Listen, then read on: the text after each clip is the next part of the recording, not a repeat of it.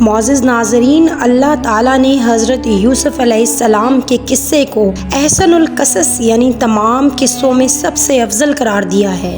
حضرت یوسف علیہ السلام کے واقعات کے متعلق قرآن مجید میں پوری ایک سورت موجود ہے، یعنی سورہ یوسف، جبکہ تورات اور بائبل کے باب پیدائش میں حضرت یوسف علیہ السلام یعنی جوزف کی سوانح حیات نہایت ہی تفصیل سے بیان ہوئی ہے، کیونکہ حضرت یوسف کی زندگی کے اتار چڑھاؤ، رنج و راحت اور مصائب و غم کے ہر ایک واقعے میں ہمارے لیے بڑی بڑی عبرتیں اور نصیحتیں موجود ہیں۔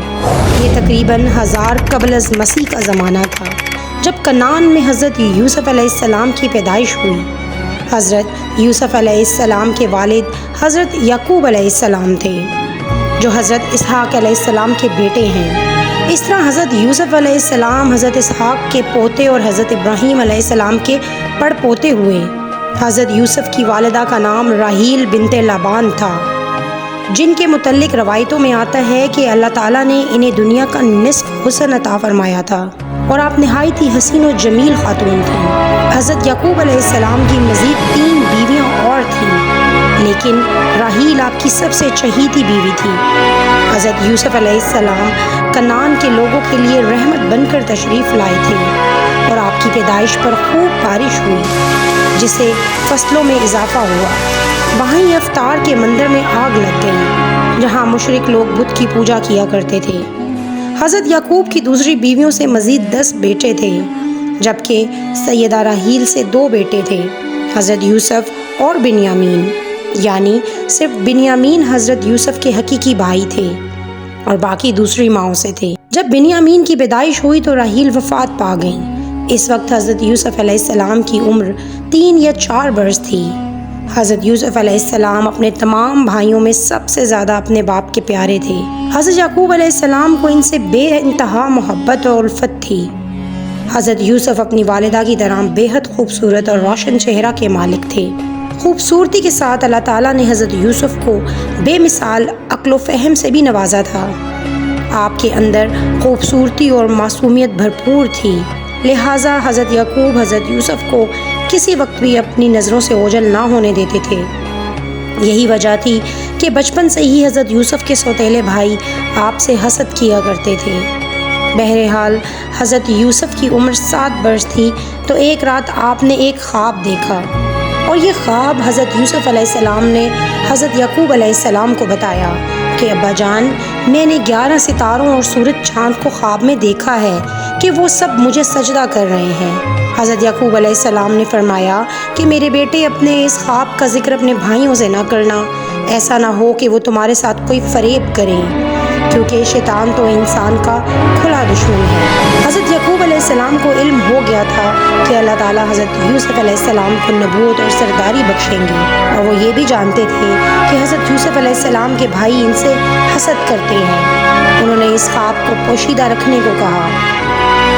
روایتوں کے مطابق جس وقت حضرت یوسف علیہ السلام اپنے والد کو یہ خواب سنا رہے تھے، ان کی سوتیلی ماں دروازے کی آڑ سے ساری باتیں سن رہی تھی، اور صبح ہوتے ہی اس نے آپ کے سوتیلے بھائیوں کو ساری باتیں بتا دیں۔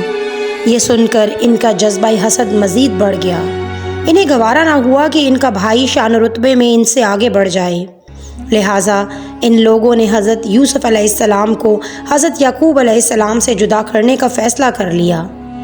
اگلے دن تمام بیٹے حضرت یعقوب کی خدمت میں حاضر ہوئے اور ان سے اجازت مانگی کہ آج ہم سب یوسف کو اپنے ساتھ جنگل لے جانا چاہتے ہیں، تاکہ دن بھر وہاں ہم سارے بھائی مل کر بکریاں چرائیں اور خوب کھیل و تفریح کریں۔ حضرت یعقوب علیہ السلام نے فرمایا، اسے تمہارا لے جانا مجھے فکر میں رکھے گا، اور مجھے یہ بھی ڈر رہے گا کہ اسے کہیں بھیڑیا نہ کھا جائے۔ انہوں نے جواب دیا، ہم جیسی زوراور جماعت کی موجودگی میں اگر اسے بھیڑیا کھا جائے تو ہم تو بالکل نکمے ہوئے۔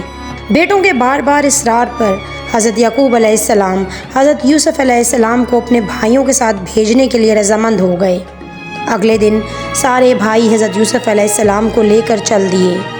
راستے میں انہوں نے حضرت یوسف علیہ السلام کو خوب مارا پیٹا اور پھر ایک کنویں میں پھینک دیا۔ حضرت یوسف علیہ السلام کنویں میں ایک پتھر پر گرے اور وہ اس پتھر پر بیٹھ گئے۔ یوسف علیہ السلام کو یہ یقین نہیں آ رہا تھا کہ ان کے بھائیوں نے ان کے ساتھ ایسا سلوک کیوں کیا۔ اللہ تعالیٰ نے اس اندھیرے کنویں میں حضرت یوسف علیہ السلام پر وحی بھیجی اور انہیں دلاسا دیا کہ وہ بہت جلد اس کنویں سے نکل جائیں گے۔ حضرت یوسف علیہ السلام کو کنویں میں ڈالنے کے بعد وہ سب روتے ہوئے اپنے باپ کے پاس پہنچے اور کہنے لگے، ابا جان، ہم تو اپنے اپنے کاموں میں لگ گئے اور یوسف کو ہم نے سامان کے پاس چھوڑا تھا، بس اسے بھیڑیا کھا گیا۔ آپ ہماری بات نہیں مانیں گے پر ہم سچے ہیں۔ ثبوت کے طور پر وہ یوسف علیہ السلام کے کرتے پر جھوٹ موٹ کا خون بھی لگا کر لے آئے تھے جو انہوں نے اپنے باپ کو دکھایا۔ یعقوب علیہ السلام نے فرمایا، یہ سچ نہیں ہے بلکہ تم نے اپنی طرف سے بات بنا لی ہے، بس صبر ہی بہتر ہے اور تمہاری بنائی ہوئی باتوں پر اللہ تعالیٰ سے مدد طلب کی جا سکتی ہے۔ حضرت یعقوب علیہ السلام نے مزید فرمایا کہ بھلا بتاؤ وہ کیسا بھیڑیا تھا جو میرے بیٹے کو تو کھا گیا اور اس کے کرتے کو بالکل نہیں پھاڑا۔ بار بار پوچھنے پر بھی بھائیوں نے سچ نہیں بتایا اور وہاں سفر کرتا ہوا ایک قافلہ آیا اور انہوں نے پانی کے لیے ایک شخص کو بھیجا۔ اس شخص نے اپنا ڈول کنویں میں لٹکایا۔ یوسف علیہ السلام اس ڈول میں بیٹھ گئے۔ انہوں نے جب ڈول نکالا تو اس میں ایک خوبصورت لڑکا آیا۔ وہ خوش ہو گئے اور حضرت یوسف علیہ السلام کو اپنے ساتھ لے گئے۔ ادھر حضرت یعقوب علیہ السلام کا اپنے چہیتے بیٹے کی جدائی سے برا حال تھا۔ آپ دن بھر جنگلوں کی خاک چھانتے اور ہر راستے اور صحرا میں حضرت یوسف کو تلاش کرتے پھرتے اور واپس گھر لوٹ آتے۔ آپ یوسف کی جدائی میں دن رات روتے اور اللہ تعالیٰ سے فریاد کرتے کہ کسی طرح یوسف کو میرے سے ملا دے، دوبارہ وہ انہیں اپنی آنکھوں سے ایک پل کے لیے بھی جدا نہیں کریں گے۔ لیکن خدا تعالیٰ کو کچھ اور ہی منظور تھا اور وہاں بازار مصر میں اس مقدس ہستی کو مالک نے چوراہے پر کھڑا کر رکھا تھا اور لوگ حضرت یوسف علیہ السلام پر بولیاں لگا رہے تھے۔ جب مصر کے گورنر یعنی عزیز مصر، جس کا نام قطفیر تھا، اس کی نظر اس خوبصورت بچے پر پڑی تو یہ بچہ اسے بہت پسند آیا۔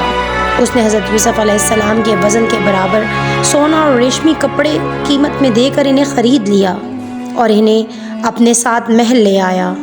قطفیر کی بیوی کا نام زلیخا تھا، جس سے اسے بے پناہ محبت تھی۔ اس نے حضرت یوسف علیہ السلام کو زلیخا کے سامنے پیش کیا اور کہا کہ یہ غلام میری طرف سے تمہیں ایک تحفہ ہے، اسے نہایت ہی عزت و احترام کے ساتھ رکھو۔ اس وقت حضرت یوسف علیہ السلام کی عمر 13 یا 14 سال تھی۔ یہاں محل میں حضرت یوسف علیہ السلام بحیثیت غلام کی زندگی گزارنے لگے۔